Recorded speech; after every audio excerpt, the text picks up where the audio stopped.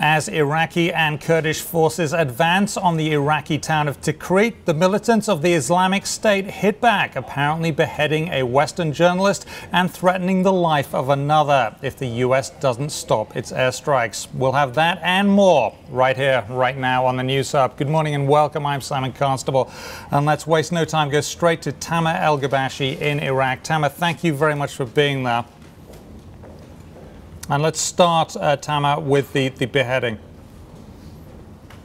Late last night, local time, I think everyone here was quite shocked to see these reports and ultimately this video posted of these ISIS militants claiming to have beheaded James Foley, who's been missing in Syria for 2 years. And indeed, anyone who watched it can see that there's pretty indisputable evidence that he was killed in a very brutal manner that made anyone watching it or anyone that heard about it recoil, including some of the Syrian activists that he came into contact with and others who didn't know him, who expressed horror at his death on social media.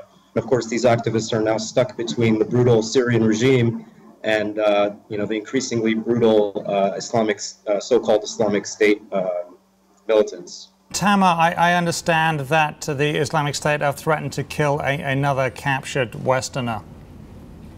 That's right. At the end of the video, they show footage of themselves with another freelance reporter who's been missing for about a year now, Stephen Sotlov, I believe, and I'm sorry if I mispronounced his name. And they essentially said, his fate rests largely on what President Obama does next. And of course, that's a reference to the U.S. airstrikes that have been happening in parts of Iraq in direct response to the IS lightning takeover of several regions in this country. Some of these airstrikes have been quite successful in routing IS militants in places like the Mosul Dam in coordination with Peshmerga Kurdish fighters and the Iraqi military. And Tamer, there's a big push now to I guess, get the militants out of Tikrit, which is Saddam Hussein's hometown, and that big push has been going on. That is seen that if that occurs, or when that occurs, that will be seen as a turning point.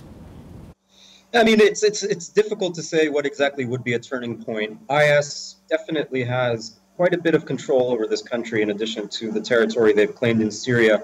However, Tikrit is kind of a politically important city, not just because of its legacy as Saddam Hussein's hometown, but it's because it's a almost 100% Sunni, populated by Sunnis, which are a minority in Iraq.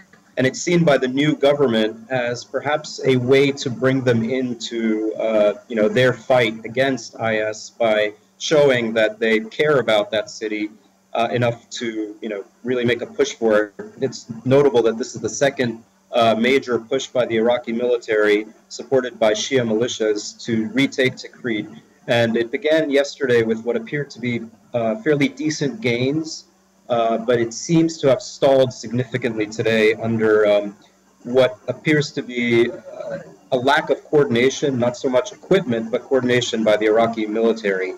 Which has obviously been a problem since June, first with their complete capitulation, and then in their inability to reorganize and really push back against what is now recognized by most military officials as a real army in the Islamic State. Okay, well, hopefully they can get their act together and push ahead. Thank you very much, Tamer El-Ghobashy of the Wall Street Journal. Stay safe.